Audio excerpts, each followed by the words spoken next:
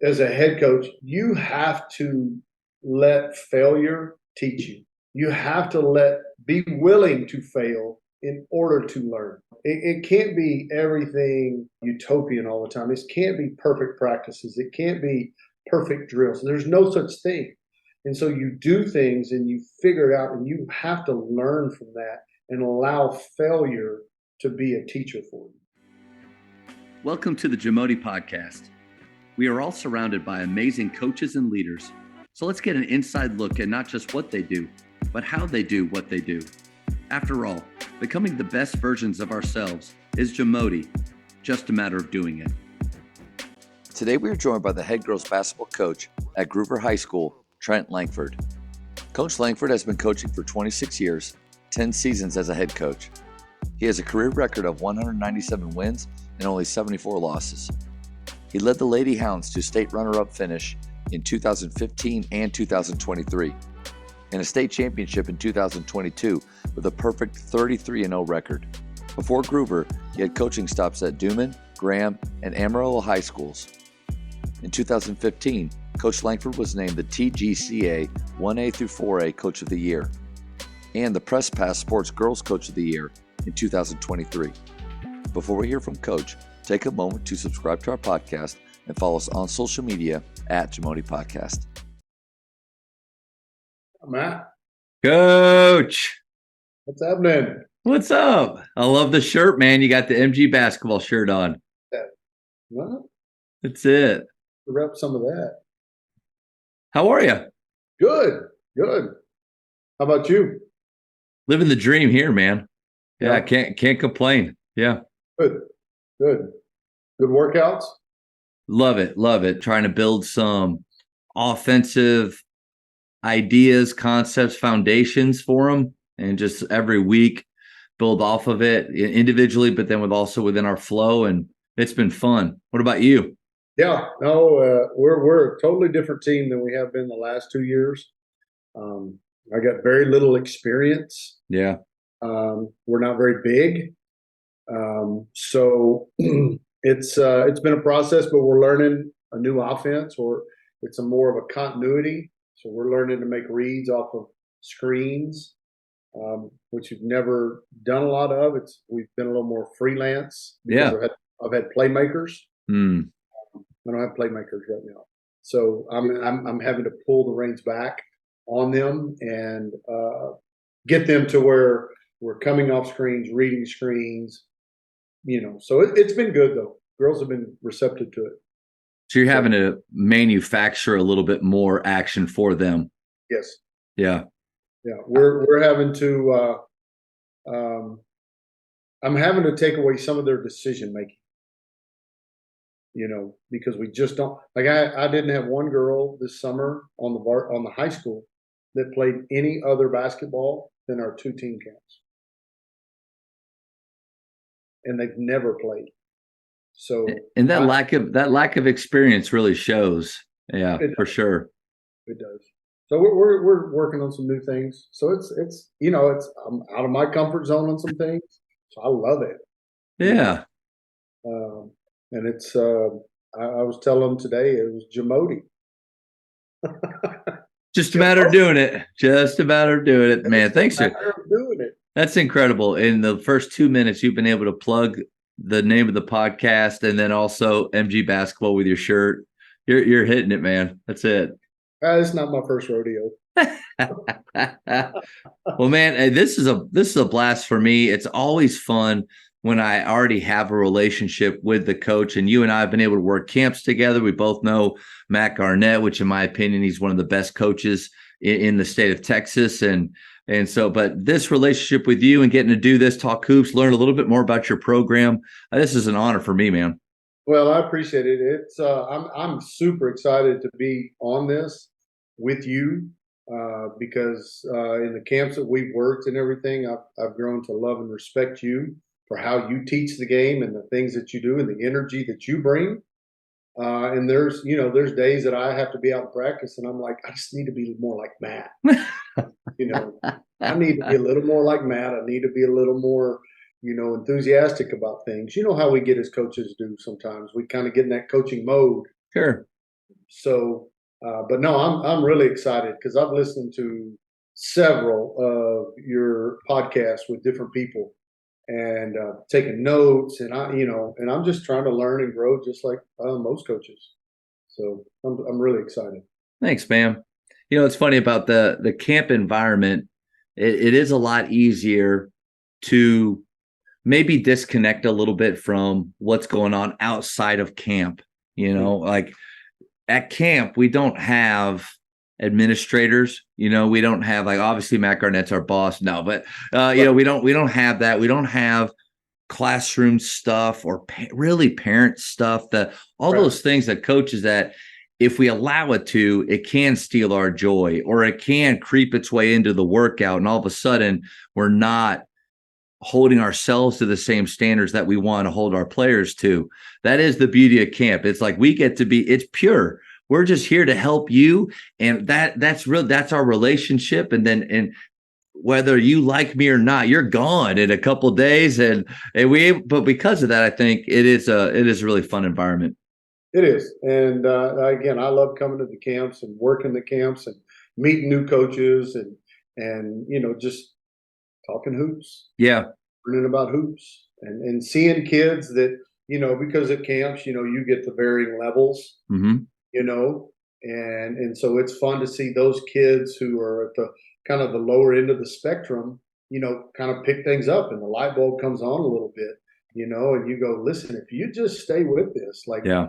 your future is going to keep getting better. So that is exciting. And again, I've worked several camps throughout my career, so it's been a lot of fun. But working the MG camps with Matt and you, I just hate it. Like I say, I hate it. I just hadn't been into the Jamodi, into the classroom sessions. I've only been to one with you.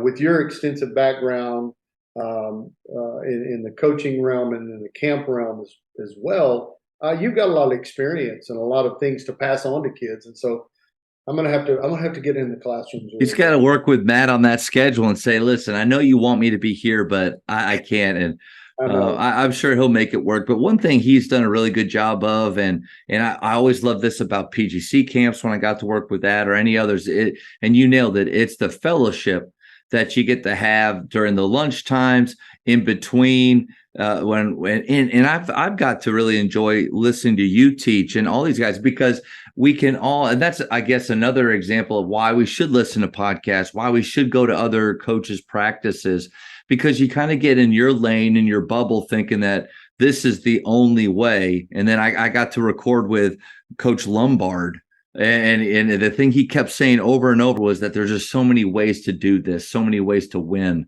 And you get that when you're around other guys. Yeah, absolutely. And you talked with Coach Lombard. He's been a big influence on my career, being up here in the Panhandle. I've been blessed to be around some tremendous, but high IQ basketball coaches. From guys who are starting in the career that have either played and then are now coaching, or guys that have been in the business for 30 years and they've done it all and they've kind of seen it all. But Coach Lombard was one that when I first became a head coach, I went to him and we sat down, and he let me pick his brain on things, like what to expect and things like that. And even though you go and do that, you're never fully prepared to move over those 18 inches like you'd like to be. From assistants to a head coach. But the things that you learn and you grow, like you just can't replace. And that was part of my growth, is just moving over those 18 inches and seeing it from a different lens. And then going back to the people that I work under and going, man, I thought I knew more than I thought I did, so it's been a learning process. But this is year 26 for me, and I'm just blessed to get to do this, to work with kids and be around coaches, and again, get to be on the Jamodi podcast. I'm big time.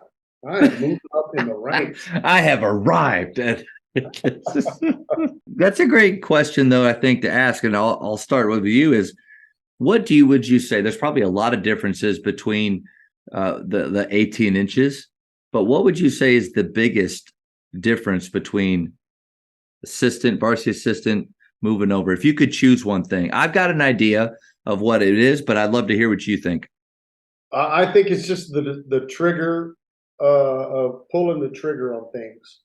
Like, okay, as an assistant, you offer up things and you bring things to the table, and like if they do them, great. If they don't, that's fine too. But as the head coach, it's like, okay, I've got to commit to this, or we need to do this, and we need to get better here, or whatever. You've got to pull the trigger on those decisions, and that's just the X's and O's part. When you move over those 18 inches, your decisions now are based, with the kids' playing time and the parents, and then all the other things that just go with it. So I think just pulling the trigger on decisions is really tough. I like that. I think the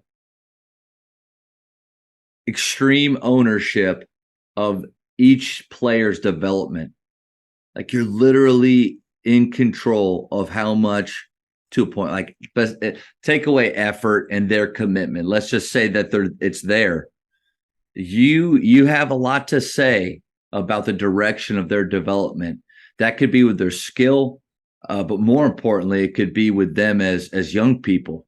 Right. That responsibility, I wasn't prepared. I thought I was prepared, but when you start to like, okay, first day of school, and you've got these 10 weeks leading up to the season, and you realize, all right, what's the path? Where do I want to take them individually, but then also as a team, and then more than that as a program? That's a huge responsibility. I don't want to waste a second. I don't want to make the wrong choice. But then I think as you do it more and more, you realize, okay, there are going to be some days where that drill was a miss, and you let yourself off the hook and you move forward from that. But I would say that's the biggest thing that I didn't expect, to feel that big responsibility of the direction that they go individually as a player and as a person may have a lot to do with that. That's true. That's a great point. And, that comes back to the culture part, what you do within your program and how you are leading young people in the direction you want to lead them. And I do, that is a huge responsibility. And so it's like your shoulders have to get bigger, because you're gonna carry more. Yep. I think that's a big part of moving over, because as an assistant coach, like, you carry the burden of things, but like in the end, it's all on the head coach. You just look over and be like, man, this is bad right now, but it's your fault. You just listen to me. No. Well, no, but it is. I think that it's that Jocko Willink idea of extreme ownership means it's all my fault. Like anything we didn't play that well, guys. That's my fault. I mean, we're not executing in a way that I believe we should. Ultimately, it's my fault. We're not shooting as well. Our preparation's not as good with our shot. That's my fault. And when you start to take that extreme ownership, it can be a lot at times. But then, like you said, you just like working out, the more and more that you have that progressive overload happening to you as a leader, I think you're able to handle that burden. I think so. And you, just like anything else, you develop that as you go, because like we talked about, like you think you're ready, but then when it comes time, like you're just not where you would want it to be. And so it just takes time, just like anything else. And when we were young, we got on a bike. We couldn't ride a bike at the beginning, but we had to, learn. And it's the same. And it's the same thing I tell the girls, like, we're just learning to ride a bike right now, like on some of this stuff. So just keep pedaling. Just keep pedaling. We'll get there. It's just I love that. So I already talked a little bit about how we have a relationship. I've been able to listen to you at our clinics, at our camps, and then we've been able to talk hoops. I know you've had a lot of success in your coaching career, so I'd love to hear a little bit about the standards or pillars of your program. Well, the first thing is we want to be great teammates. That's one thing we talk about because there's never a bad time to be a great teammate. So first and foremost, be great teammates. Be coachable through everything. Be coachable because if you can be coachable, you can be employable later. And there's going to be times where you don't want to be coachable. And then we want to work extremely hard. We want to, because especially with this year's team, we're not going to be the most talented team. Yeah. We've got to be able to outwork people. We were making the point today because we're working a lot of on-ball defense right now, and I just told them, I said, listen, I said, even right now we're on ball. If that ball is loose, like go get it. And I always tell them it's like a rat to cheese. Like you just got to go get it. Like you got to put your nose in there and go get it. So those are the main things that we talk about. I don't have a set of pillars. I don't have the culture wall. Now I've had that before, but those are the main three things that we talk about because I think you can cover a lot with those. But in being a great teammate, we're talking about, if you watch our teams, I think this is evident. Like if somebody goes down, there should be four people getting to them, picking them up. If they're coming off the floor, like I want you to be the first one up to greet them as they come off the floor. If they're coming onto the floor, I want you to greet them. I want you to hey, welcome, let's go, get to the game. So and then in the locker rooms, like being great teammates, because I coach girls, I can't go in there as often or anything. So I expect them to be great teammates within the locker room. Yeah. Taking care of that.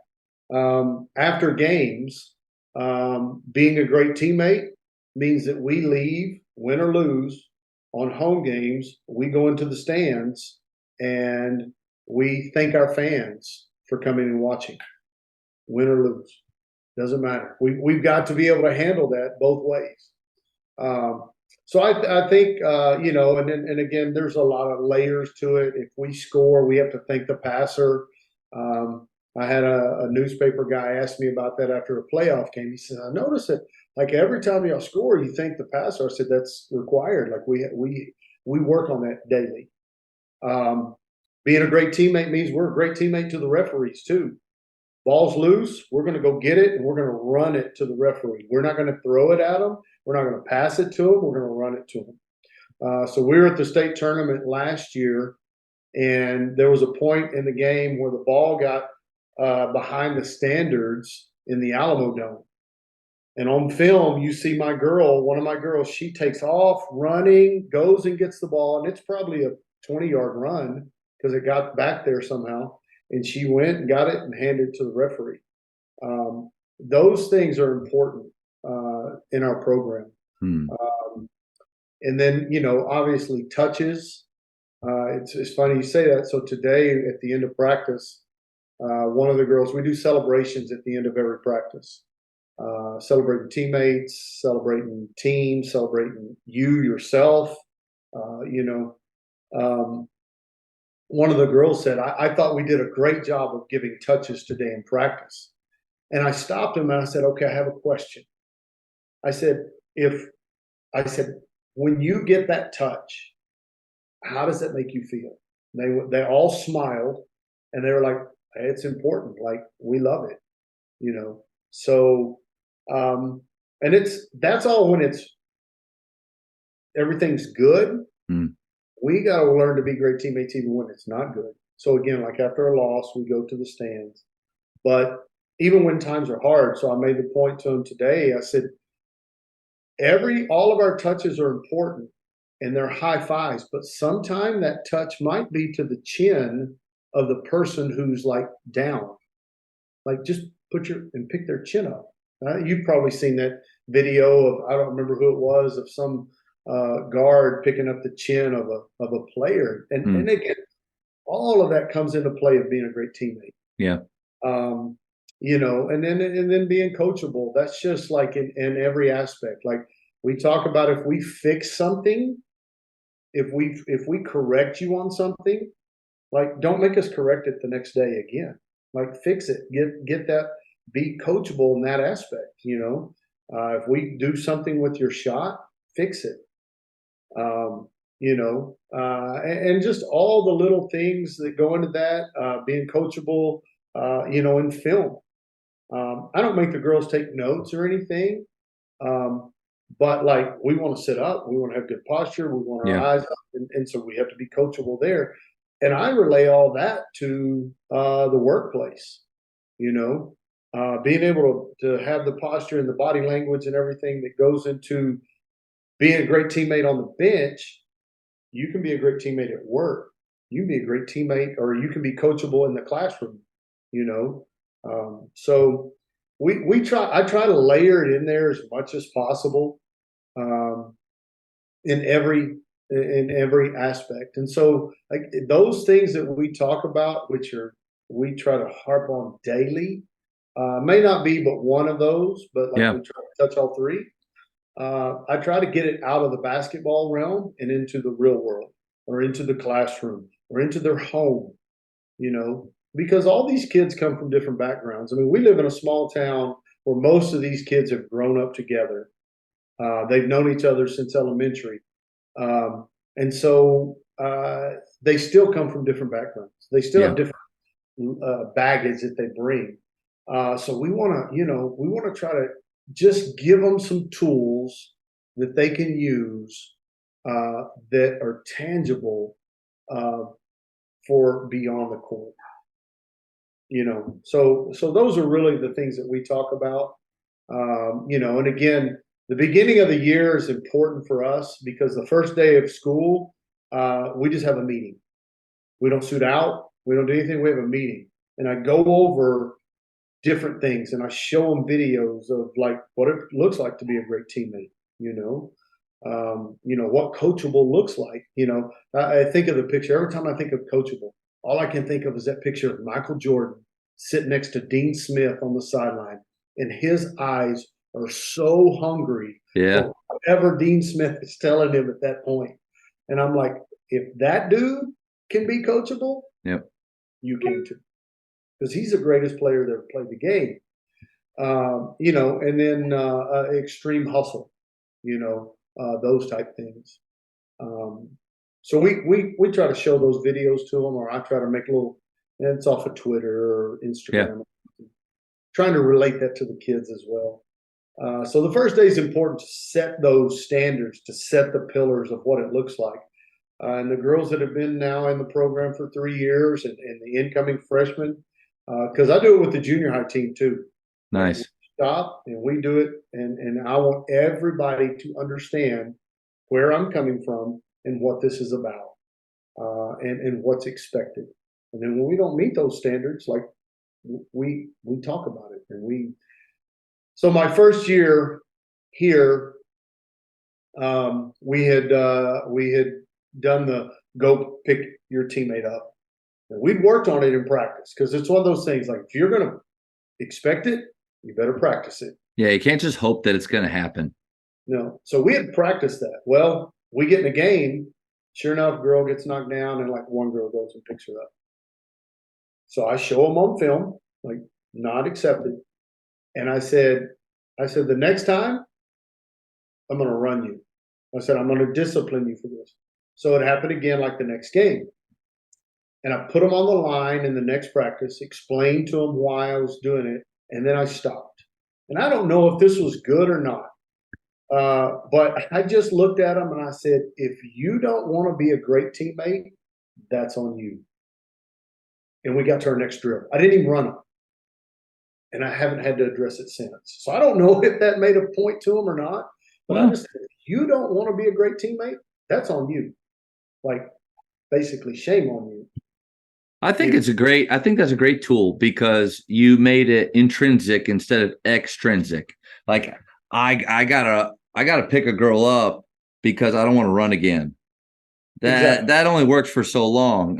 But if you can get at their heart, make them want to make the decision. Mono Watsa helped me with that, because my first year at PGC, my very first classroom session, that I wasn't even supposed to do. I was just observing, and the two dudes that were in charge said, "Hey, Matt, why don't you take this one?" I'm like, I've never even looked at this stuff. I haven't been to PGC in 10 years since I was an athlete. And so Mono happened to be in the crowd, like observing those guys. And then all of a sudden I walk up to do it. And I'm sitting there and I'm still thinking I want to be Bobby Knight one day, or Dave Bliss, kind of his disciple. And Right. a kid's sleeping in the front row during my thing. And I clapped my hands. I said, "Hey, wake him up." And like, you could see everybody just straighten up. It was just like a very awkward moment. But I thought, this is too important. Like, he can't fall asleep. Mono, in his way, just came over to me later. It's like, "Matt, I think you need to help him to make the decision to stay awake. He needs to want it." And I was like, I can't. I just let me yell at him. Like, I'll just do that. That's fine. But he was right on the money with everything that we're asking our players to do, with all those culture pieces that you're bringing up. I love the way that you're connecting it to outside of basketball, because for a majority of these kids, they don't care about the game nearly as much as you and I do. So just to connect it to basketball is not a big enough carrot, not a big enough thing to entice them to keep doing it. But all that to say, I think you're right on the money with making it to where they want to do something for them. And ultimately, I think that'll last longer. Yeah, and that was really my point. Is like I wanted it to be intrinsic. I wanted them to, I want to be a good teammate. Well, this is what good teammates do. Yep. Yes. So again, I thought it just kind of came to me as I was fixing to run them. I was like, no, I'm not gonna run them. It's nice when the stuff that just comes to us when it's good. Yeah. There's times where things just come to me and I say it. I'm like, but what am I? Why did I? And there's been a few times where I've apologized to my players for the last few minutes that I said, "Guys, we can't get that time back that I just wasted with either a drill or with something I thought was really important for them." But it is nice when it works out. But I do think you have a great point there, is that as coaches, we have to take ownership, just like we were talking about, and we have to be willing to say, I messed up. Yep. I didn't do this well enough, or this was like, that was totally on me. So again, like in practices, when you have bad practices, like I do think as coaches, we have to look at that and go, maybe that's on how we designed it. Yeah. Oh, extreme ownership. How Yeah. we implemented it, Yep. and then not just, well, they didn't do this or they did. Like, we have to look at that as coaches and just go, hey, we could do better, you know. And again, I like on my practices, I got nobody to blame but me, because I'm the one that designs it. I don't get to sit down with my assistant. Yeah. Yeah. So if it doesn't go well, it's on me. Yeah. So I do think we have to reflect and look and go, okay, what can we do better? But we also have to be willing to say, I messed up.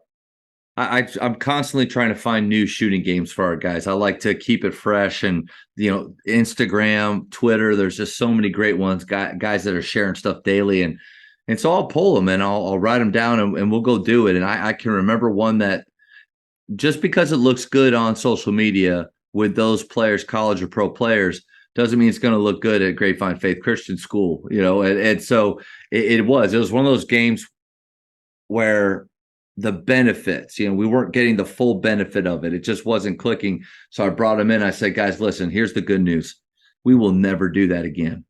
We will never do that, because I think that humility piece, so many times, especially when we're younger, I think we want to be the one that has all the answers and never makes mistakes, because we think that that's what'll get the most buy-in from our players. There is some truth to that. I do believe when they have questions, we need to be prepared and have answers. But at the same time, when we recognize mistakes or something that's just not clicking, man, owning that, I think that just brings them even more into the process. And we want them making mistakes that they see that we do. I think it's just a healthier environment. Agree, 100%.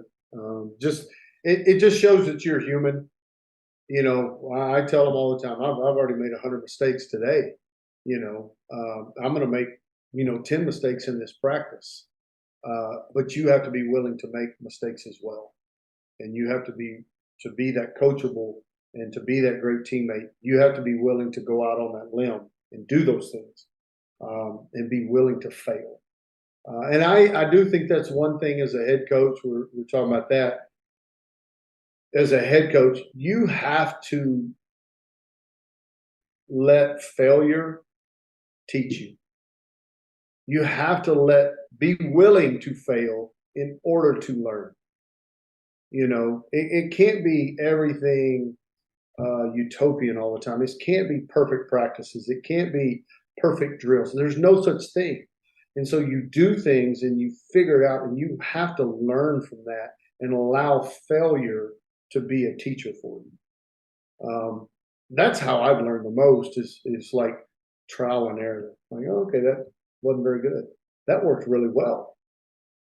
Okay, we could tweak that, so I think coaches, sometimes we think we have to be perfect for our kids. We don't. Like, they see right through it. I like that. One thing Wes Watson at McKinney did really well, and I picked this up from him, was at the end of practice when we came together, he would ask the players to grade our practice and on a A, B, C, D, whatever failing it is at your school. Obviously, there was no A pluses. That's not possible. No perfect scores. But just ask the guys, hey, based on our effort, our execution, how you felt, and it could even be with the practice plan, how you felt like it flowed. Where do you guys see? Where do you see where we were today? I think bringing the players into that type of ownership where they're co-contributors to this deal. You and I won't shoot a shot this year. Like, I know that for darn sure. So we need them to feel like truly be a part of the process. So I've always felt like, since I've been doing that, I learn a lot. And I think it's important for us not to give our grade first, but to allow them to give the grade. Because there's been times where I hear them give their thoughts on it, and it changes my grade. Like, we might actually be farther than I thought. Or there are times where they're overestimating where we are, and I have to bring them back down, or we're right on the money. Let's just say it's a C practice. I'll bring them together and say, guys, listen, I agree with you. I think that was a C practice. I think there are all of these areas where we can improve, but here's the good news. We have an opportunity tomorrow. So like Coach Watson used to say, he would say, here's what we can't do is we cannot have a C or less practice tomorrow. A B minus, like, let's work our way up a little bit. But guys, just remember that throughout the years or throughout this season, there's not going to be all A's. Like, it's just not possible. But if we do fail, we're going to pick each other up, and let's have that resolve for that next practice to be better, that next game to be better. I don't know. It's just something that Coach Watson did that I love. And I agree, and I do that. I do the grading more with, like, maybe effort. Mm-hmm. Like, we're in a drill or something, and I'll stop them. I said, okay, right now, rate your effort. 1 to 10. Yeah. 10 being I'm giving my very best. 1, I'm like a first grader out here, or whatever, or execution, and I'll do that. And sometimes we agree, and sometimes we don't agree, and I'll just tell them, like, okay, you see it, that's fine. If you think you're at that, that's fine. I grade us at this. I think we can be better. So I do that with some drills. I haven't done that with a practice, but I like that. I'm going to add that. Yeah, but I also love the idea of celebrations as well.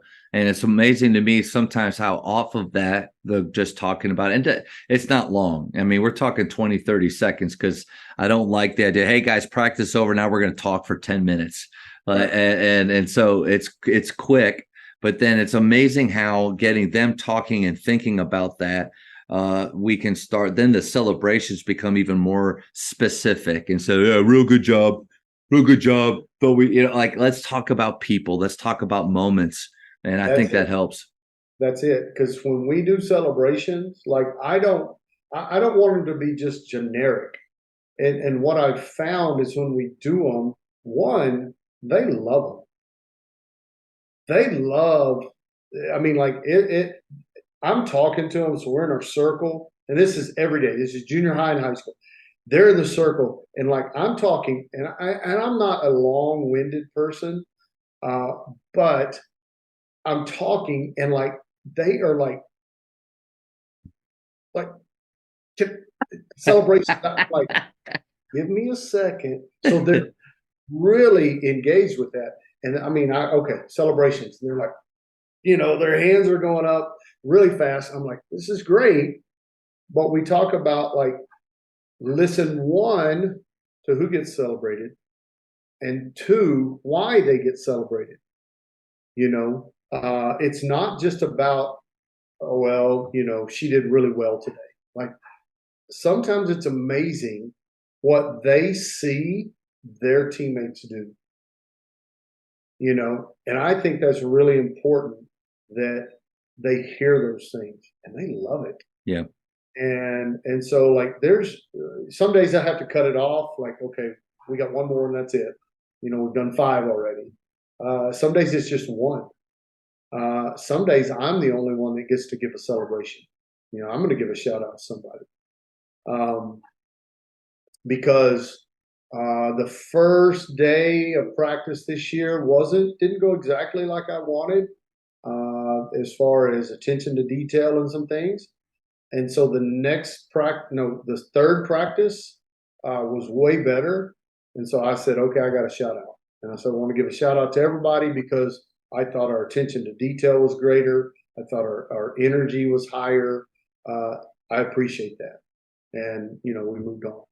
So I do, again, the celebrations at the end of practice, they love them. And they don't, and I've even gone to where maybe practice didn't go as well, and I got after them in practice. I didn't let them give celebrations at the end. I said, you don't deserve to give those celebrations because we collectively did not do what we were supposed to do.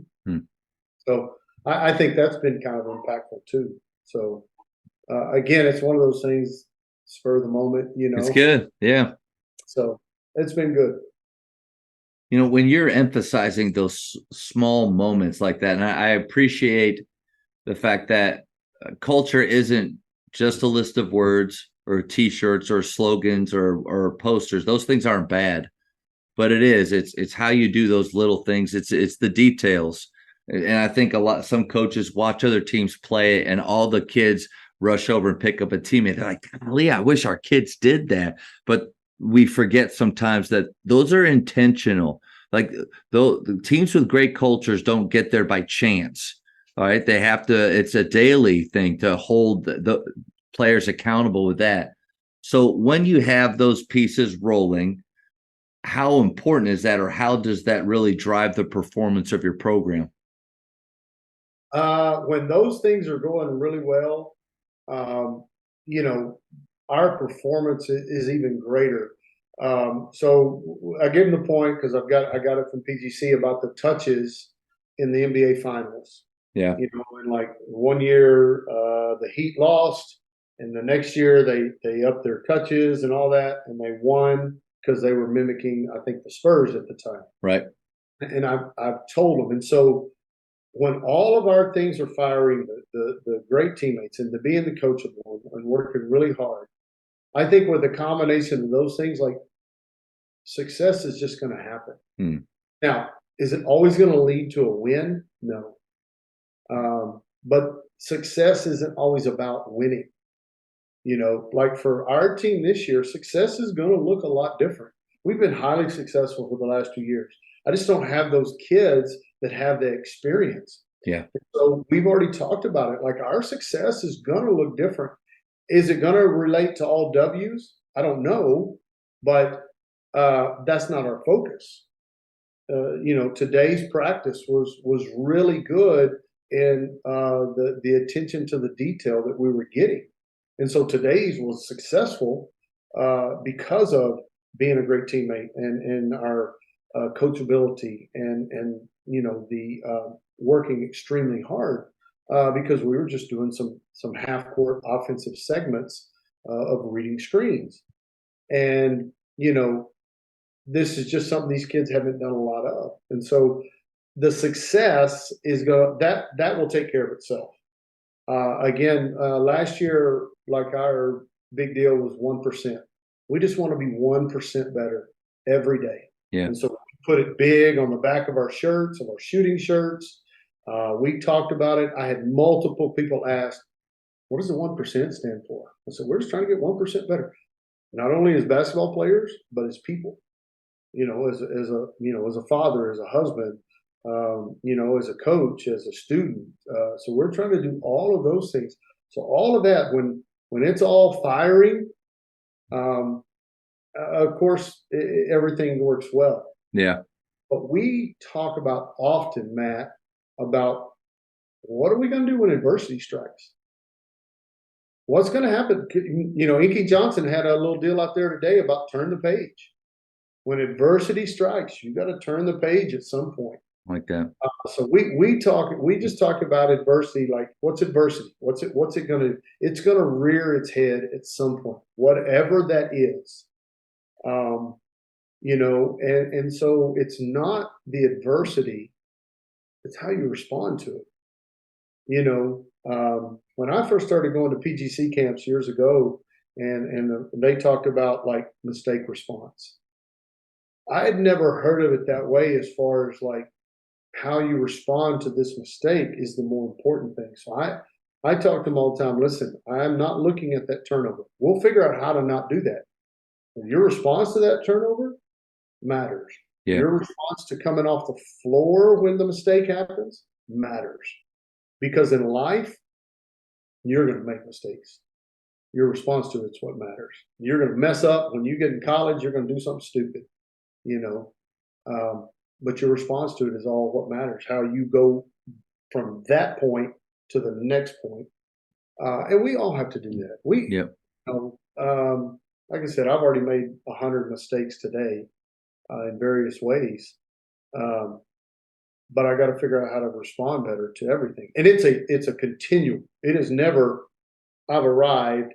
I know exactly how to respond to everything, So those, again, that's all part of our culture of what we talk about, what we want to do. And here's one thing that I try to do. I try to involve our teachers in that process as well. So last year we did a little lead 'em up deal from Adam Bradley. Adam Bradley, yeah. It was a 21-day deal that it was different things. So like there was 3 days of this, and then there was 4 days of this, and so we had to do those things. And the girls really enjoyed it. But I sent it to the teachers, and I said, "Here's what we're doing. I want you to be involved in this." If I had to go back, I would send it to the parents. I would type up something and I would send it home with them, or somehow get it to the parents. That 21-day deal was really kind of a game changer, because one of the things on there was read receipts. Okay. What? Read receipts. So like on a text, you've read it.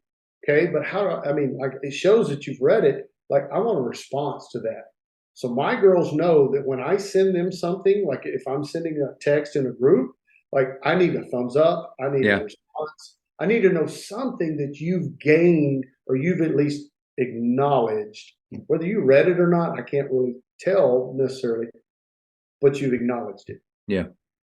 They know that when I send them something, I fully expect a response of some kind.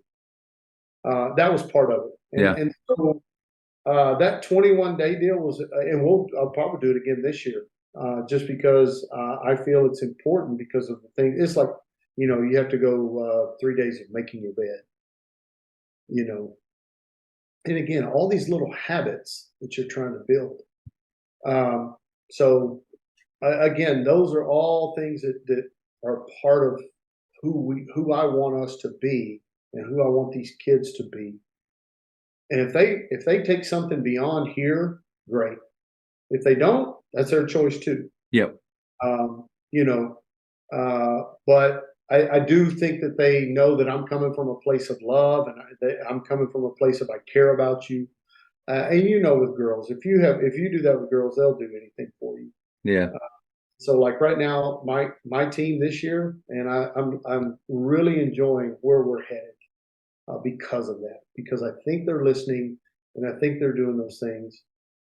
So it's been fun. It's been fun. And again, I'm just trying to learn and grow as a person, as a coach as well. Man, a couple really good things there to unpack. One, I love what you said kind of about success and how you have to maybe redefine it from year to year. I'm convinced that every team that sets out to play a season can end it and feel successful. Every team, regardless of your record, regardless of state championships or anything. But it is all about, and we went, man, go kind of full circle back to how we started our call with the responsibility that we have. I think we have a responsibility to define what success looks like. Success for some programs is state championship or bust. The danger of that is at some point throughout the season, if you realize it's still possible, but it's not probable. Either you've overestimated your talent level, you've had some injuries that have really hurt your crew. You realize that there are teams at other parts of the state, for whatever reason, they're just darn good this year, and there's a real hard chance like that you can't get past them. But if it's been state championship or bust, or a certain amount of wins, or just whatever it is to that point, I mean, how do you regroup from that? No matter what you do, will it feel like a failure? Or you can redefine success, maybe based on what you think you have or on the process. And I know that's a word, just like culture, that has just been thrown around so much, but let's base our success off of achievement. And you nailed it. You nailed it by the 1%. You know, I was reading that book by Frosty, the best, make the best where you are, or make the big time where you are. Sorry, make the big time where you are.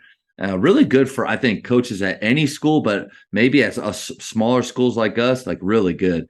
But you got the three-sided coin, and the two sides, the normal two sides, are about like you as a person, a player, then like your performance. And then the edge, though, is the part that people forget about. The edge is giving your best shot at whatever you're doing. I think we can be successful bringing the edge every day, performing to our edge every day. And then like, man, what a weight off your shoulder. You're telling me, coach, that it's not about state championships? No, it's about us training to the edge, giving it our best shot, being that 1%. But you know what's cool is, I mean, I would imagine the majority of the time you overachieve when you do that, right? You meet those expectations anyway. Not all the time, but you give yourself a good shot. No, I agree. I go back to 2 years ago. We won it in 2022. We were undefeated, 33-0, incredible season, a magical season. Like, never dreamed it would even be close to that, especially in my first year back. But I had some really talented players, and we had to go through adversity. We had to figure things out. They were learning a new coach, new system, all that stuff that comes with it. But as we went on that journey, we it was a process of building that culture every day, and the positiveness and everything like that. And then we come into this last season, and I had a really good team. I had a really solid team. I knew that we could be in the conversation. But as coaches, we look down the road and we see things like, okay, that team and that team and that team. And in our division at 2A, we got some really good teams and some really great coaches, especially here in the Panhandle in Region 1. And so I'm looking at our road on which it could go, and I'm like, man, this is going to be hard.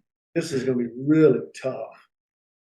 But I knew that it could be done. Now, could we get it done? I didn't know.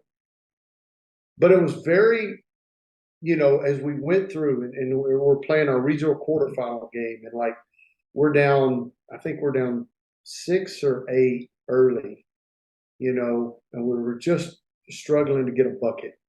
And then we finally broke loose and had a couple things go our way, and we got a lead, and we wound up winning that game. And it was that process of enjoying that, like building up to that and getting to that moment. And it wasn't, and I always told them, I said, you have to appreciate these times. Yeah. Because like you're fighting right now and you've got such a big target. You're state champions from last year. You got such a big target. Everybody wants to knock you off, right? So we win that game, and then we get to the regional tournament. We're in our semifinal game, and it's another big game. Same team we played at that point last year, and there was a little bit of there was a little bit of angst in that game because of just different things. And so at that point, I knew my team was ready. I wasn't worried about my team because by that point, they knew coming into there that we could get to that game possibly. And if we ever got to that game, like I figured we were going to be fine. And we were. We wound up winning that game too. And then we get to the regional final game and we're playing a team that's close to us. And so anyway, we're going through this process of all this. And it was just tremendous from a coaching standpoint of just the focus and the effort and the love that the girls gave to each other, like the support that they were giving to one another. Because we talk about it. You hit it off earlier about playing for joy, playing with joy. Like we talk about playing with joy and playing for each other. Yeah. When you play for each other, you're playing for a bigger purpose, and you're doing those things. Like, man, there's a lot of things that can happen. And whether it leads to a state championship or not, that doesn't matter. Because you build that brotherhood or that sisterhood, and you build that camaraderie. And those are successes in and of itself. Yeah.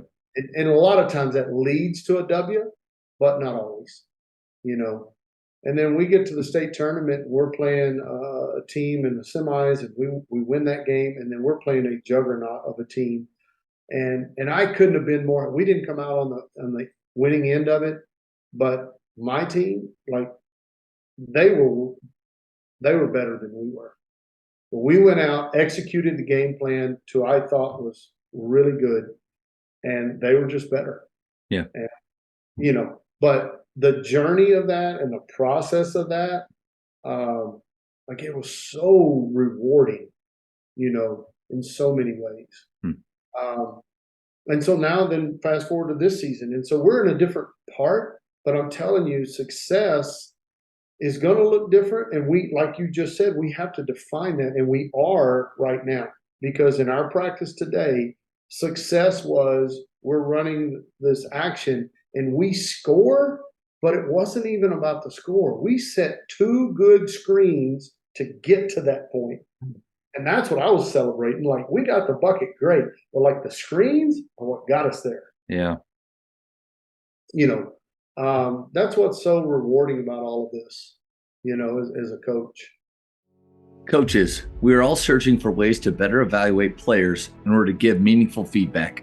Over 15 years ago, I put together a test called the Jamodi Skill Rating. The JSR takes players through a series of tests involving basketball skill or athleticism, giving them 1 rating at the end. Their JSR rating will give you clarity on what needs to be discussed with players and parents on areas they need to focus on improving. I test our players at least 4 times each year. They're able to compete against each other, past players' scores, and most importantly, their past performances. If you'd like to start testing your athletes, email me at jamodipodcast@gmail.com for more information. I do love getting to hear about different activities that teams do.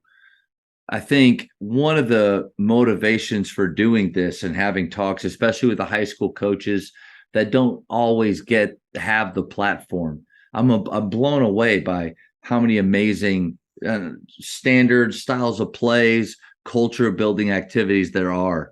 What's one that you feel like maybe, you've mentioned the 21 days, things like that just not fast track your culture, but gives it a little bit of life from the very beginning or throughout? That's a great question. So when I was here before we started this and we did this, so every year, and this doesn't happen until, halfway through the season, basically. So this is not something that we do at the beginning. This happens in Christmas. So here in a small town, we have just like every place, you have different dynamics. Every year we do a Christmas blessing. And I think it's vital. It's a heartbeat of our program, I think. So what we do is I make some phone calls and we find a local family that's in need. Hmm. And what we do is, as a program, we donate money, whatever they want. I don't give them a number, whatever they feel led, whatever they're on their heart, their family, because again, we're all different, where we're at dynamically as far as even in the program. But I want them to give whatever. If it's $5, give $5. I don't care. But we pool that money together and we find a family with younger kids and we bless them and we go Christmas shopping for them and I notify the family and I tell I get permission basically, like we picked you, we'd love to bless your family, and so we go pull our money and we go shopping, and the kids love this, and it's a great team builder, it's a great just eye opener in a lot of ways. But we go shopping, but we don't just do that. Like we fix them a meal. So we come to my house, and we decide what we're going to fix them, and we cook it, we prepare it, and then we take the meals and here's what we do. We just take, like, we may have a practice that morning, and then after lunch, we're going to go shopping, and we're going to come back to my house, and we may watch a movie, and then we're going to fix a meal, wrap the presents, and then we're going to take it to the family and bless them. And it just so happened last year, right around, it was right at Christmas, and I really hadn't found the family, and God works in mysterious ways. And I'm leaving town for something, and as we're driving out of town, we see a fire or we see smoke. And again, we live in a town of 1,100 people, so most everybody knows everybody. Yeah. We're leaving town, and I'm heading out to see all this smoke. And then all of a sudden on Facebook, my wife, she gets on Facebook and it appears that a local family with 3 young kids, mom and dad, their house caught on fire, burned down. And I went, that's it. It's who we're blessing right there. So I make a phone call and they're like, and of course it wasn't just us, but like other people came to, know. But I knew the lady, she worked at the cafe. And so I got a hold of her, talked to her, and she was, because they were out of a home. And we live in Gruver, Texas, and there's not just homes everywhere. So they had to move into the hotel. We have a small hotel here. So we were able to go and bless them with their 3 kids. And we get a list of kind of things that they want and some things like that. Clothes, toys, all that. And so we bless them, and we took them a meal and presents, and then we take a quick picture with them, and then we just get out of their way. And that whole day is just a special day. And it's a great time, and it's really the whole program, but it really just the varsity. My varsity kids come over and we cook and we do all that together. And it's again, we can just spend time outside of hoops, outside of the gym, and we get to talk and visit and, laugh and have fun. And it is a great time. And I really feel like that's just a kind of a heartbeat of our program about what we want to be about being servant leaders. And I think that's a great way for these kids to learn that. And I hope that at some point that they're able to pay that forward, somewhere down the road, and continue that. So that's one thing that we do that I think is just really, really kind of cool. Man, thank you so much for sharing that. One, I think it's a great idea. And I wonder how many times or how often through our season we're so focused on our players' experience. Like in basketball, How are they? Are they getting better? Is their role working for them? How are they working in with the team? But then one of the most powerful things we can do is remind them that it's not about them. It's like what the Lubbock Christian coach said. He said, you're not that important. Like, there are other people that have way bigger needs, or just like, how do we think less of or think about ourselves less, is we become selfless, right? Like we focus on others. And I think that's one of probably the best examples. And it's not that hard to do, like not that hard to do, because sometimes some of the culture building activities I hear, they're like, yeah, well, we go to Branson and we do all this stuff. Like, golly, like just the getting all those details together is tiring, and it's like, but this is something that you can do. I guarantee that those kids remember that, and definitely helps build the relationships and the culture. That's great, man. Sure. Yeah, no, it is. It's fun to watch the kids sit around and they're wrapping presents, and they love it. They love to wrap the presents because they know that they're blessing somebody else, and that's exactly what we call it. It's just a Christmas blessing. And again, it's just um, every community has those people. So when I was at Amarillo High as an assistant, I brought this to Amarillo High, and so one year we blessed the custodian. Nice. That was at our gym that took care of the activity center for us. We blessed him. He lived in an apartment across the street. He had some illnesses that he was having to take care of and everything. He was a great guy.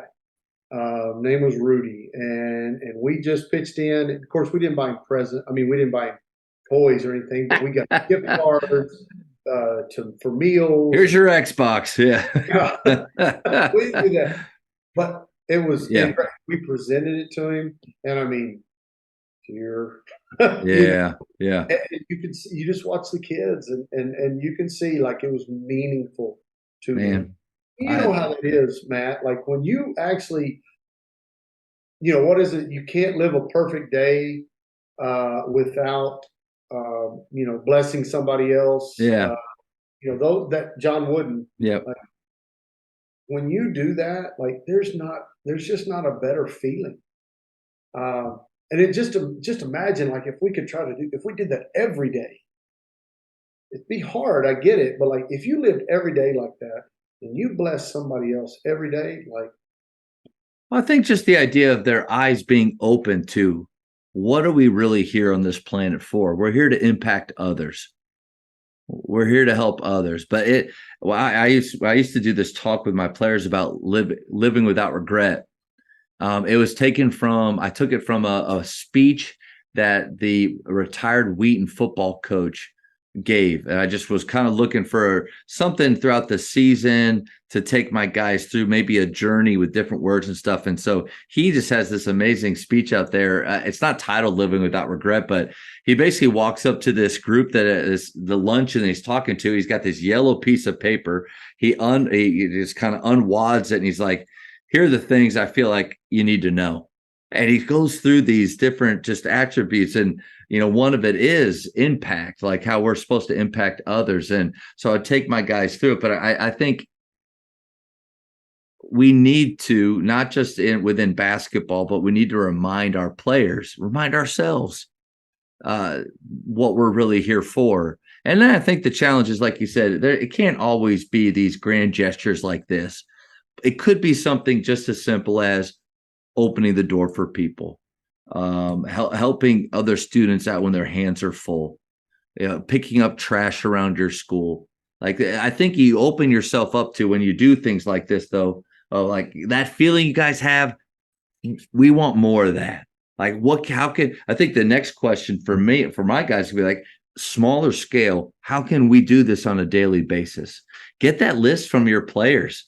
I don't know. I think that would end up, what are the things that players really remember over the years? Maybe it's a few games, a few moments, but it's stuff like that, man. No, I agree. It's funny. You said something that just thought it made me think of something else that we do.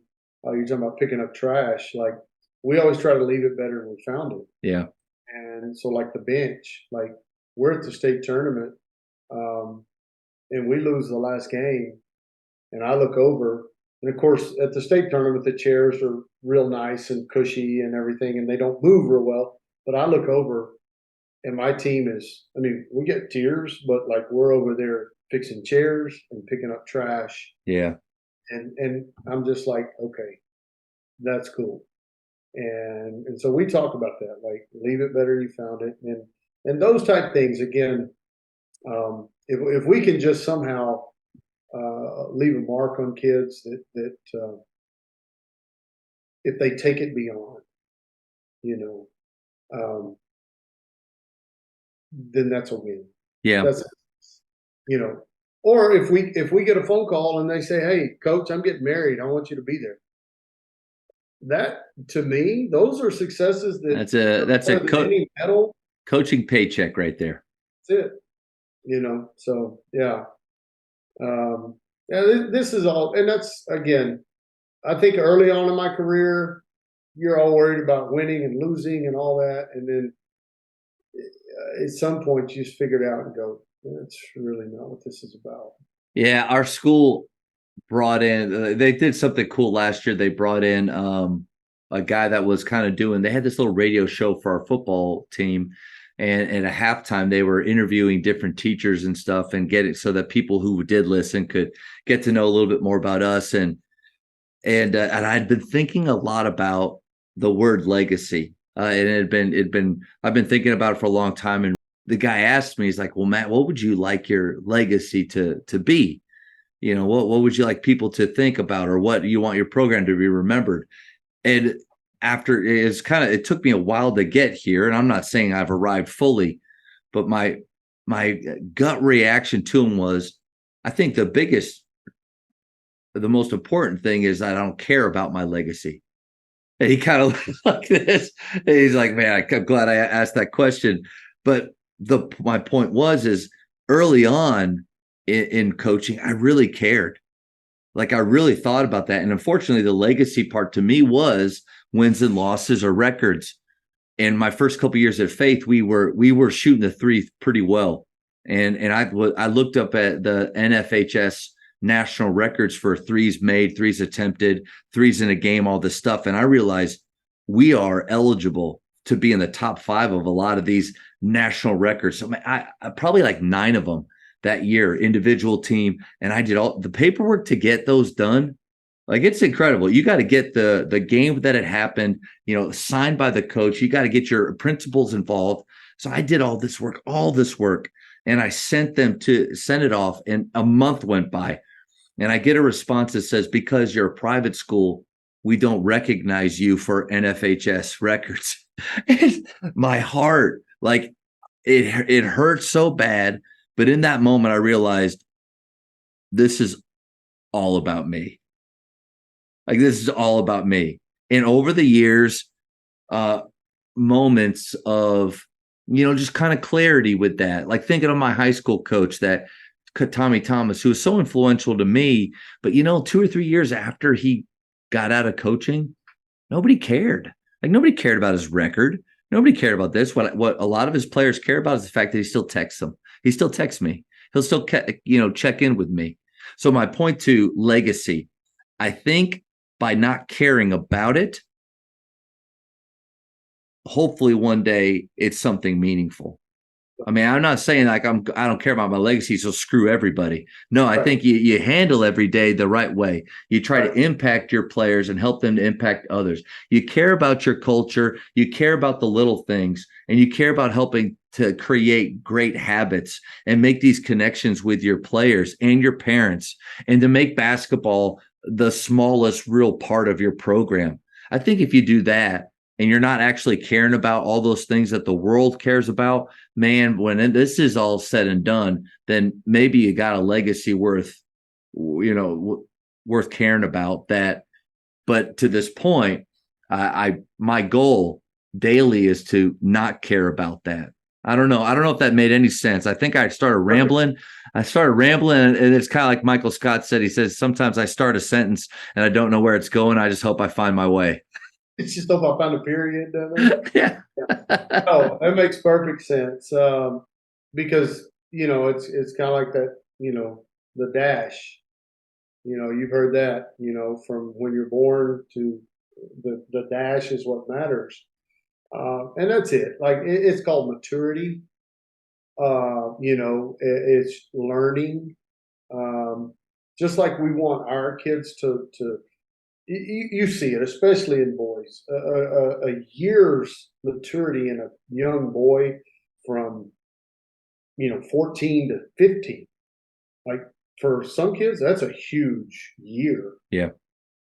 So that's all we're doing is we're still maturing.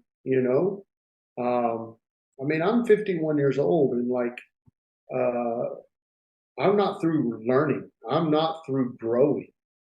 And so I want to continue that, and I want to continue to try to be a better husband and a father and a coach and a teacher and a mentor and a brother. And do I fail? I fail at it every day, but I'm still trying. And that's the thing. And so that's exactly what you're talking about. Is like caring less about what's said or what's and just about like what do we talk to the kids about? Focus on the process. Yep.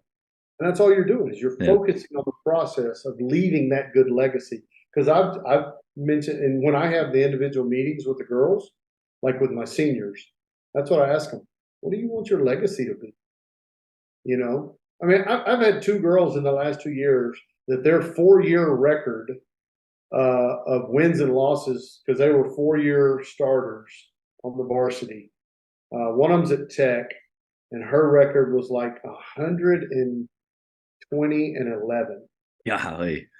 Okay, and then another one was she was 114 and 12 or something. I mean, just incredible. So obviously talented kids. One's at Tech and one's at Oklahoma State. But they never mentioned they want to be known for their number of wins and losses. Yeah. They wanted to be known, their legacy for this, like being an exceptional teammate, hardest worker, those type things. It's the same thing for coaches. When we focus on just the legacy part, as far as or not focus on it, we probably do more. Yeah. So that's a great point. I do like that legacy word, especially with the older kids. Yep. You've probably maybe done it. Had kid write a letter back to the team the next year. We call them legacy letters. Actually, it's something that we hand out call it legacy of a number. And actually, a parent gave me this idea, and so I give Lynn Dixon all of the credit. But yeah, over the years, so when they graduate, that number, they write a letter to the next person that's going to wear it.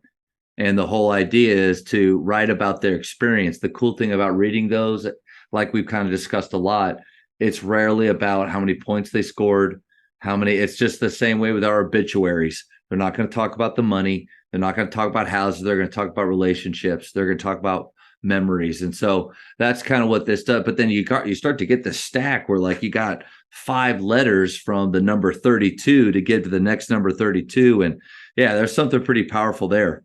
Absolutely, it is.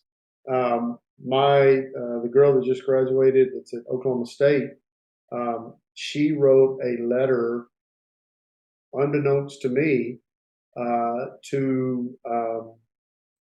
think she gave it to about 6 or 7 girls, freshmen and down.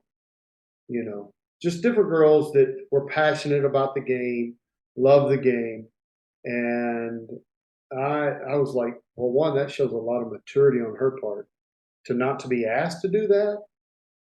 But like, who wouldn't want that person to be a teammate of theirs, or who wouldn't want to read that letter? So those are all things that we get to talk about and like be that person. Yeah. Try to mimic them.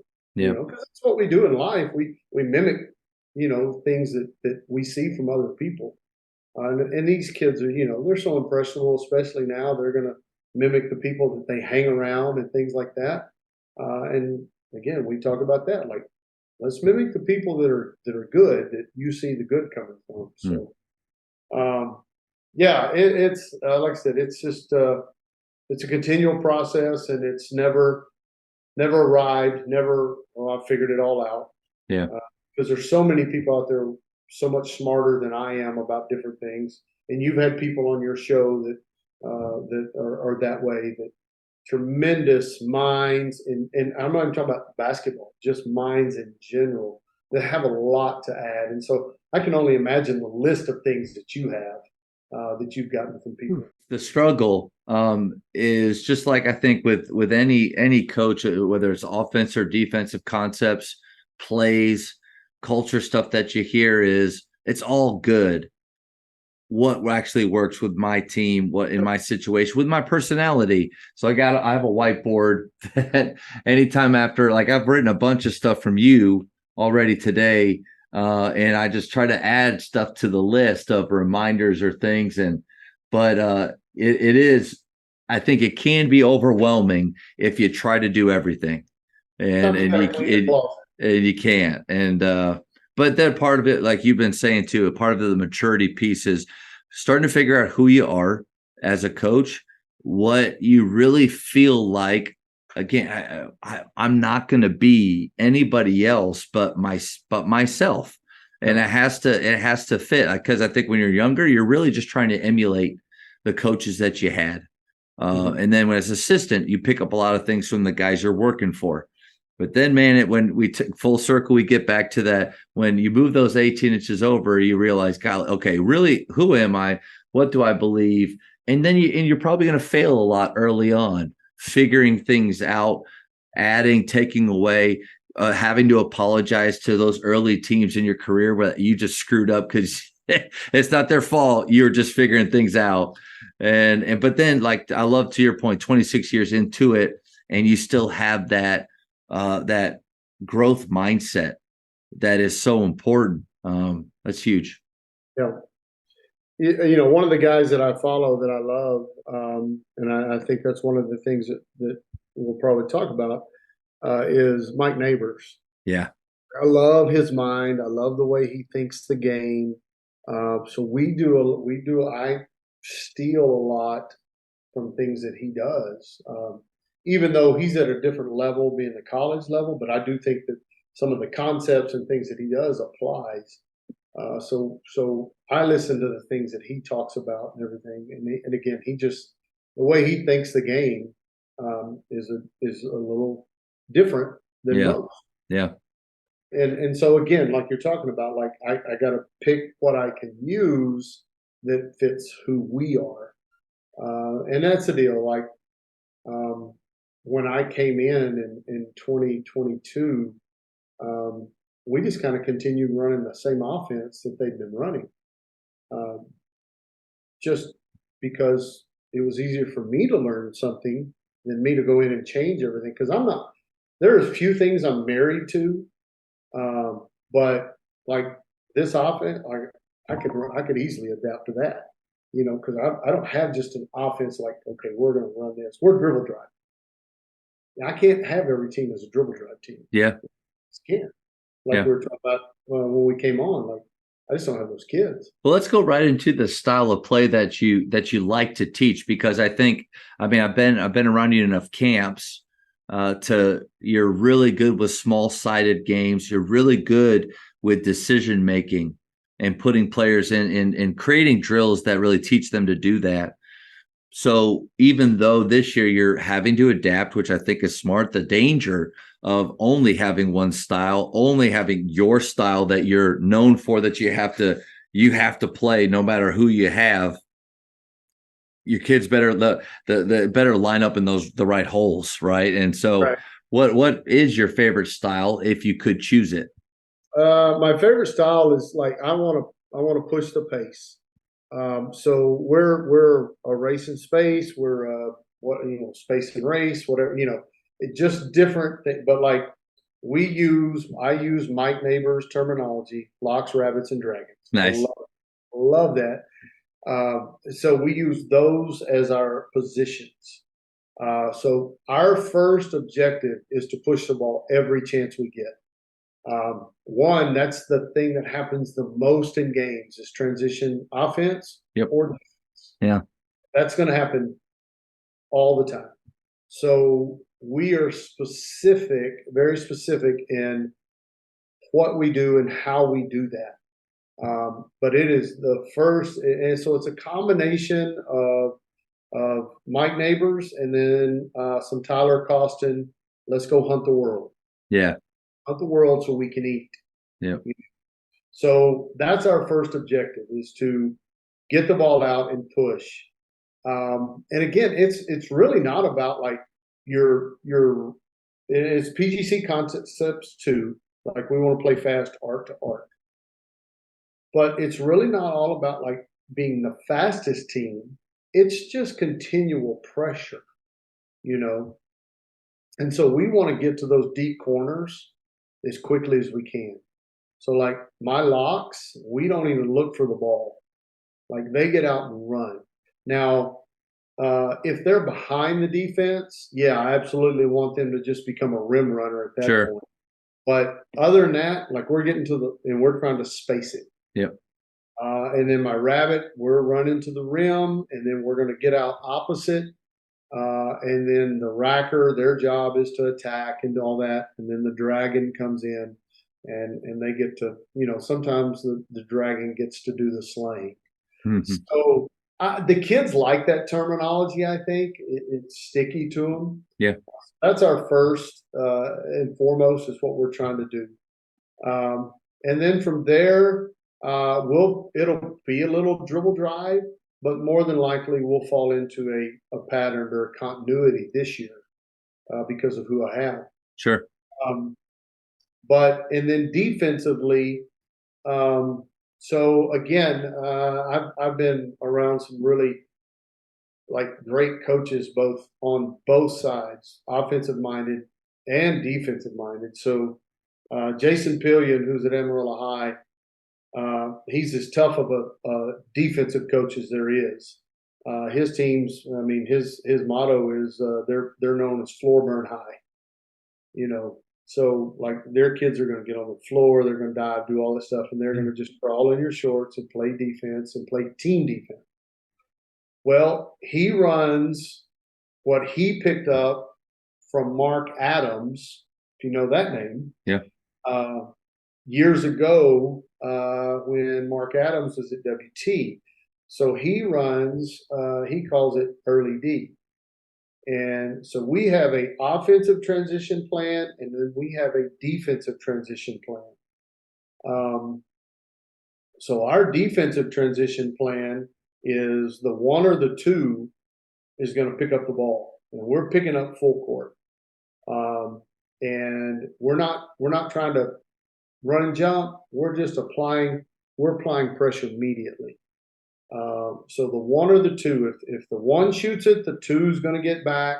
The one's going to pick up. If the two shoots it, the two's going to get back. The one will pick up. So they have to be interchangeable there.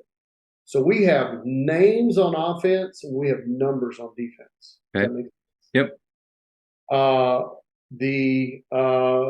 If the one's back, the 5 is going to kick the 1 out, ball side. So again, to work together, I always term it, you're going to kick the 1 out to the ball side lock. The 4 is going to get to half court, and they're picking up the dragon, and they're just helping the 1 or the 2 who's on the ball let them get beat middle. So the 1 or 2 is going to try to keep it to the sideline, but if they do get middle, 4 is there for help. Yeah.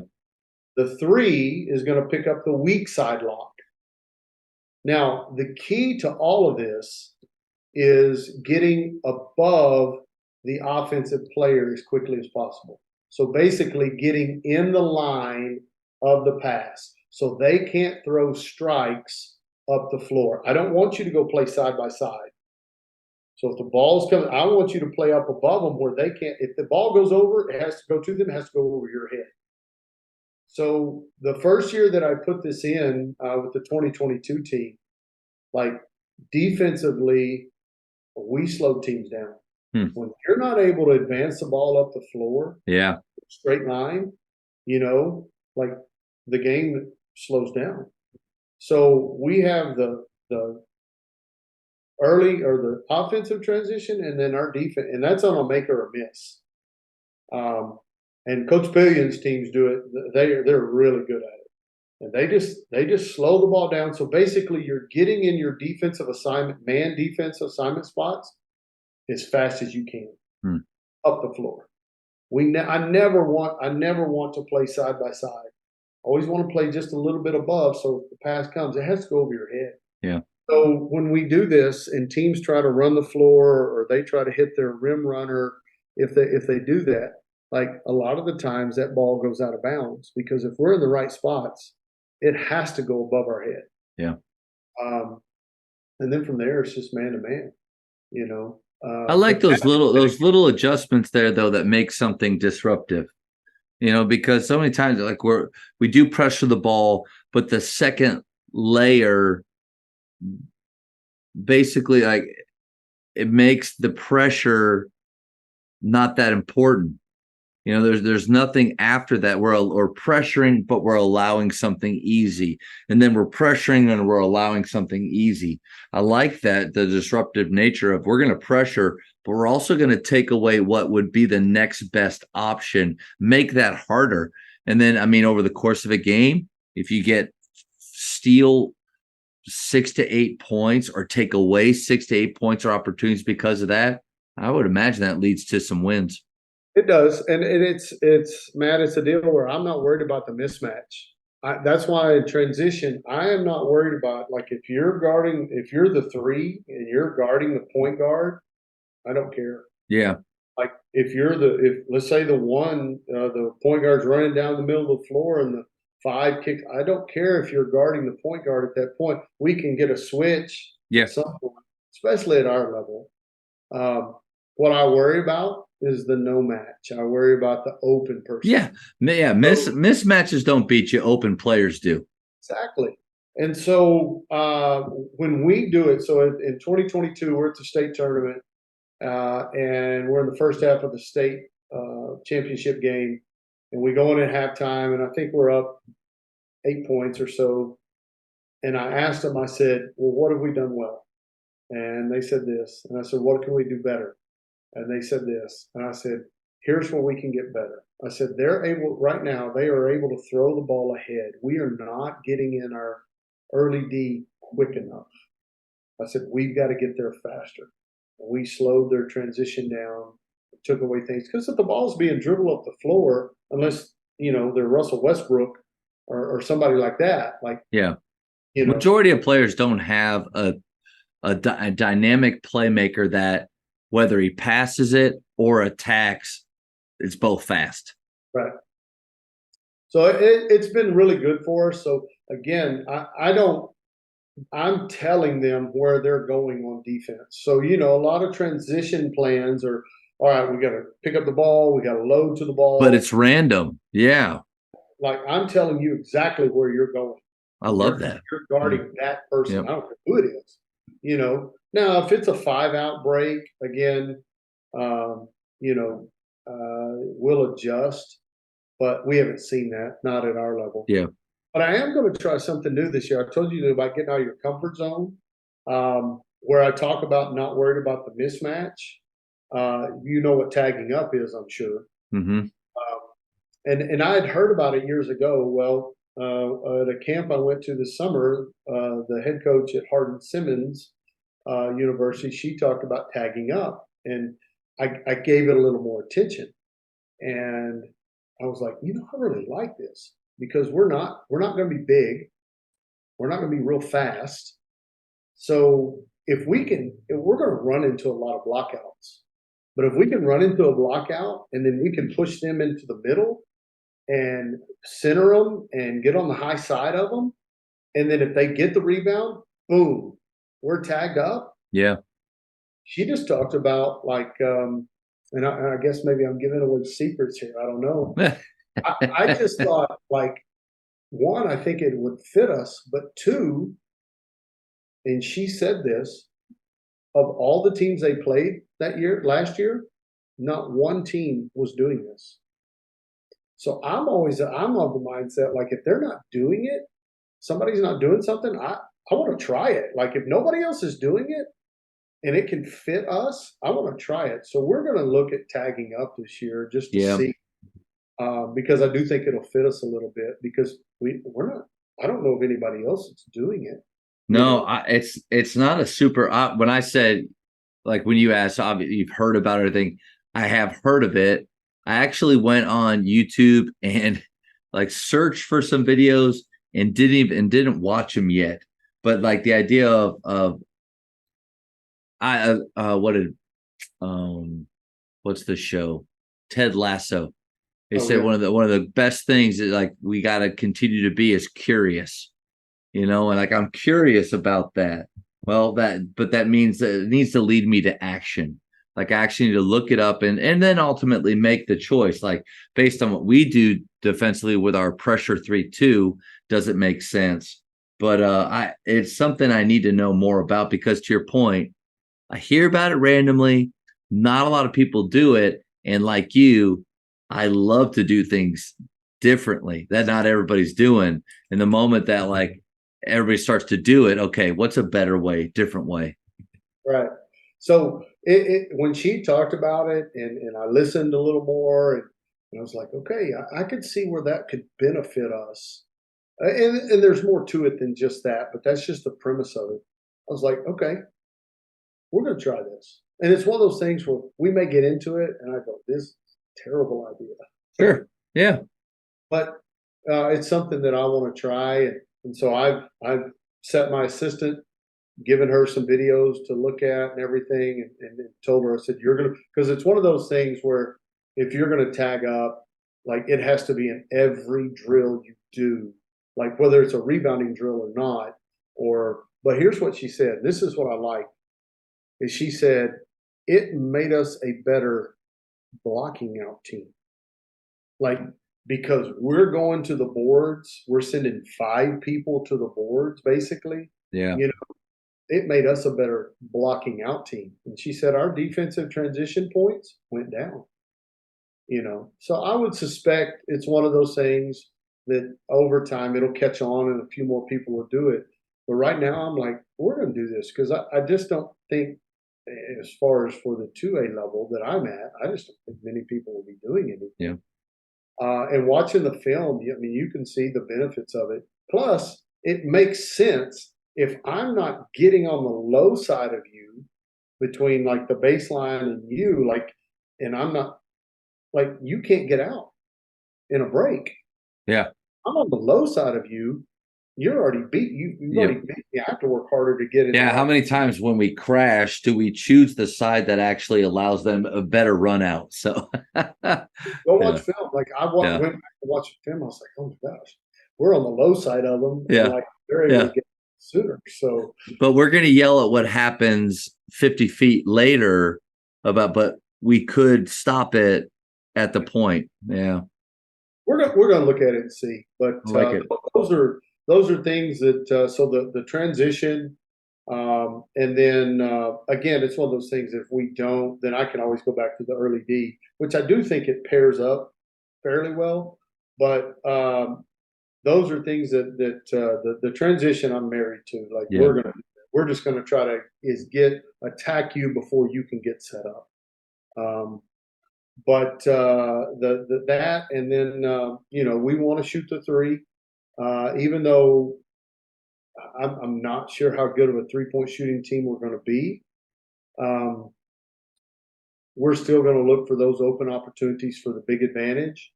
And I've always told the kids, and I've always felt this way. I never want to encourage a bad shooter to shoot. Kelvin Sampson. Why would I give a bad shooter confidence to shoot? Exactly. But I never want a kid to hesitate. Yeah. If you're open and you're in range and you're in rhythm, shoot it. Yeah. You know, and I do think that frees them up a little bit, you know, to where they're not going, well, do I shoot this or not? Well, at that point, you know. Now, if we're shooting contested shots or we're shooting bad shots, then I'll have to fix that. But I do think that, you know, I like to shoot the three because I challenge my girls with the 15,000 shot club. Yeah. Summers now. It's June through September. You know, they have to make 15,000. And the girls that do it, you can see a big difference because if you're making 15,000 shots, yeah, you're going to figure some Those things reps. out. Yeah. Coach, the speed round. Okay. These are going to be quick questions. First thing that pops in your head. I know you, but I'm going to know you even better after this. Okay. Favorite ice cream flavor? Chocolate. Greatest shooter of all time? God, that's got to be Reggie Miller. Oh, that's a good one. All right. What's your favorite one-liner to tell players? Like if they were to come back years later and say, Coach, you used to always say this, what would it be? Man, that's a good one. That's a tough one because the girls will tell you I'm full of just stuff. I guess the first one that comes to mind is guard your cat. Like you got to guard your cat, you know, like you got to guard your person. I like it. I don't know. I heard that from somebody. That's good. Best basketball movie of all time? Oh, Hoosiers. Texting or talking? I'd rather talk because I'm a terrible texter. Takes me for it because I mess up, don't spell, or I'm terrible. Autocorrect for you is a dangerous thing. It can be, yes. Coach, I don't know how many times I've asked players, are you going to get shots up? But the O is not an O. And I'm like, right before send, what in the world? So thankfully I've been able to, these kids don't realize how many times I probably could have gotten fired for like just the sending out that bad text. But for high school, shot clock or no shot clock? Shot clock. Favorite holiday? Christmas. What book would you give someone? If I could give them one book, it'd be the Bible. Okay. Mic drop. Got it. The next up. The next one? Yeah. God, there's so many good books out there, and I've read excerpts from all of them. Man, that is a great question. And, you know, that's the thing about good books or more books is what John Wooden says, you know. You can always pass. You don't have to. If you don't have one on top of your head, you pass. I'm going to say Atomic Habits. Oh, good one. Yeah. You're up 3 on defense with 7 seconds left. Do you foul or no foul? No foul. No foul. No foul. Let it play it out. Like it. This is a new question. Name a bucket list item that you still need to do. Bucket list item, North Carolina Duke. Either at Carolina or at Man, I don't care. if you get an extra ticket and you want somebody, that would be great. I used to go to Duke camp when I was little, so I've been in Cameron Indoor, but to watch a game there, and this is just maybe me, a Grinnell game. I love to go to a Grinnell game and watch the madness. Last one, probably the most important in basketball. Who is the GOAT? There's no question. It's Michael Jordan. I love the look I get. Like, what a stupid question. The closest one is Kobe Bryant. Yeah, like it's Michael, and there's Kobe right underneath him. Everybody else, like, there's just it, and I could go on and on about why. You know, that's a whole other podcast. Oh, no doubt. We just have that conversation just for an hour 45. That's right. This was exactly what I thought it would be with you. I knew just from getting to watch you teach the game, having basketball talks with you separately at camps and being around you, that this would be really fun. And I love just the passion you have for basketball in itself, but more importantly for your players. was really fun to get to learn more about your culture, how you do things on a day-to-day basis. And man, I took a lot of good notes from it. So thank you so much for your friendship and for coming on. This was awesome. Oh, thank you, man. I appreciate it. I'm humbled to be a part of this. I feel like I'm nowhere near what some of the coaches you've had on here, and I'm not. And that's the comparison game that you don't want to play. Thief of all joy, right there. All joy. So I really do appreciate it because I love talking hoops. I love your energy. I love your passion for it as well. I know this podcast for you is just booming. You've had some great people on here. And I hadn't even listened to half of your podcast, but That's okay. I know that there's a ton of them on there that I need to listen to. But I do appreciate it. Thank you. This has been a really fun part of my day for sure. I appreciate you saying that. I do hope that I know getting to have these hoops talks have helped me a lot. And that was kind of my first motivation of as I love getting to meet with coaches.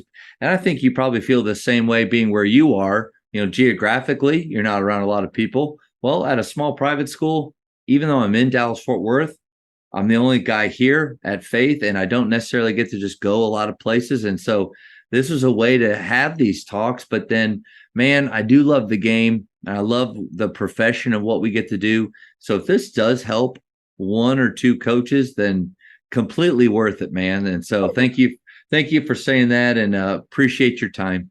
Yeah, thank you, man. I appreciate it. Thank you for checking out today's episode. Please take a moment to subscribe to this podcast, share it with your fellow coaches, and find us on social media for what's coming up next on the Jamodi Podcast. It's just a matter of doing it.